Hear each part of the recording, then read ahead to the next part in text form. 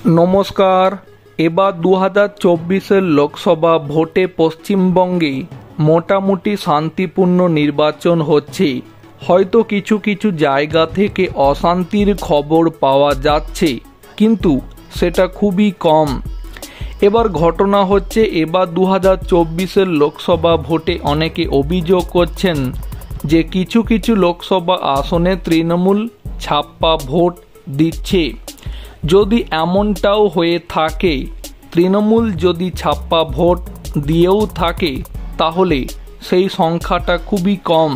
যেখানে একটি লোকসভা কেন্দ্রে 14, 15, 16 লাখ ভোটার আছে, সেখানে যদি তৃণমূল ছাপ্পা ভোট দিয়েও থাকে তাহলে সেটা হয়তো ওই 2-5 হাজার কি 10 হাজার ভোটে তৃণমূল ছাপ্পা ভোট দিতে পারছে।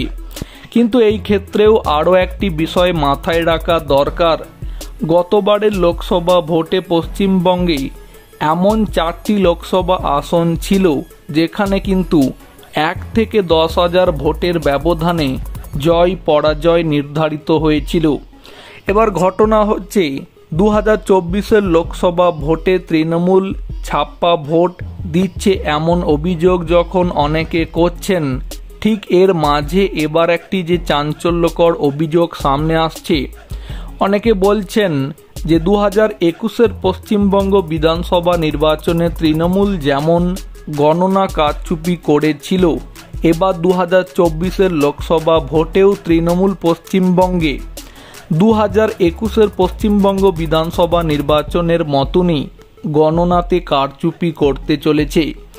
জানা নেই এবার 2024 লোকসভা ভোটে তৃণমূলের পক্ষে গণনা কারচুপি করার কোনো সুযোগ আছে কিনা, তৃণমূল গণনা কারচুপি করতে পারবে কিনা। তবে এবার সোশ্যাল মিডিয়া প্ল্যাটফর্মে বিশেষ করে ফেসবুকের বিভিন্ন পেজে এবং হোয়াটসঅ্যাপের বিভিন্ন গ্রুপে কয়েকটি পোস্ট ঘোরাফেরা করছে, যে পোস্টগুলি আপনাদের কাছে নিয়ে এসেছি এবং মনে করলাম এই পোস্টগুলি আপনাদের কাছে শেয়ার করি। দেখুন, এই পোস্টগুলি কিন্তু ফেসবুকের বিভিন্ন পেজ এবং হোয়াটসঅ্যাপের বিভিন্ন গ্রুপে কিন্তু ঘোরাফেরা করছে। আপনাদেরকে এই পোস্টগুলি একে একে দেখাই।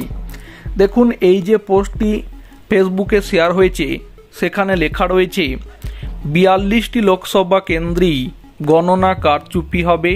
সরকারি কর্মচারীদের একাংশ এই খবর ফাঁস করেছে। লোকসভা পিছু 2 থেকে 4 কোটি টাকা ব্যয় করবে। ভোট কাউন্টিংয়ে শুধুমাত্র উপযুক্ত প্রশিক্ষিত দুঃসাহসী লোকেদের পাঠান। গণনা কেন্দ্রে ভীষণ তর্কাতর্কি, হুমকি, হাতাহাতি, মারপিট হবে, কিন্তু সবাইকে সতর্ক, সজাগ, সাবধান থাকতে হবে। এরপরে আরও একটি পোস্ট আপনাদেরকে দেখাই। এই পোস্টটিতে যেটা লেখা রয়েছে তা হলো, বাংলায় এই নির্বাচন কমিশনারের দায়িত্বে একজন শঙ্কা ঘুঘু, কাজী এরকম ছাপ্পা ভোট দিয়েই তো ভোট হবে। এরপরে আরও একটি পোস্ট যেখানে লেখা রয়েছে, বর্ধমানে ইভিএম বদলের ভিডিও প্রমাণ সামনে এসেছে। প্রতি স্ট্রংরুম দলীয় কর্মীরা পালা করে দিনরাত কঠোর নজরে রাখুন। ভিডিও প্রমাণ রাখুন, সরাসরি নির্বাচন কমিশনের কাছে লিখিত নালিশ করুন। এখনই কেন্দ্রীয় বাহিনীর দায়িত্বে স্ট্রংরুমের দাবি জানান। গণনা শুরু করার আগে প্রহরার সিসিটিভি ফুটেজ নিরীক্ষণ করে নিন। রাজ্য পুলিশের প্রহরায় স্ট্রংরুমে আমার আশঙ্কা আগেই ছিল, তাই ঘটল।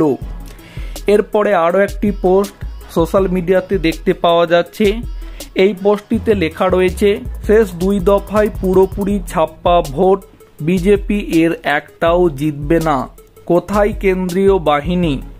এরপরে আরও একটি পোস্ট আপনাদেরকে দেখাই। এখানে যেটা লেখা রয়েছে তা হচ্ছে, শেষ 2 দফায় পুরোটাই ছাপ্পা ভোট, বিজেপি এই 2 দফায় একটাও সিট জিতবে না। বহরমপুর এবং হাওড়ায় বিজেপির বুথ খরচের বরাদ্দ টাকার সিংহভাগ নেতাগণের পকেটে। গত ভোটগুলিতে বিজেপির বহু কাউন্টিং এজেন্ট টিএমসির টাকায় বিক্রি হয়ে হেরেছিল, এবারও তাই হবে।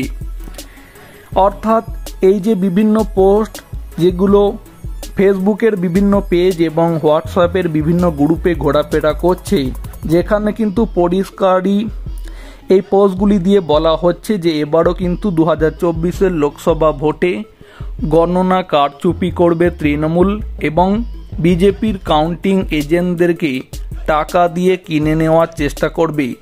জানা নেই এই খবরের সত্যতা কতটা, তবে এই ধরনের পোস্ট কিন্তু সোশ্যাল মিডিয়া প্ল্যাটফর্মে ঘুরে বেড়াচ্ছে।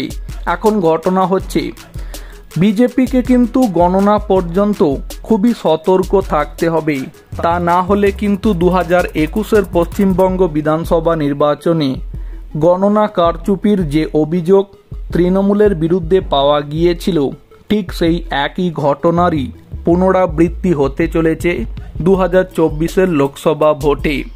তো প্রিয় দর্শক বন্ধু, এই বিষয় নিয়ে আপনাদের কি মতামত থাকছে সেটা কমেন্টে জানাতে পারেন। ভিডিওটিকে সম্পূর্ণ করে দেখার জন্য অসংখ্য ধন্যবাদ।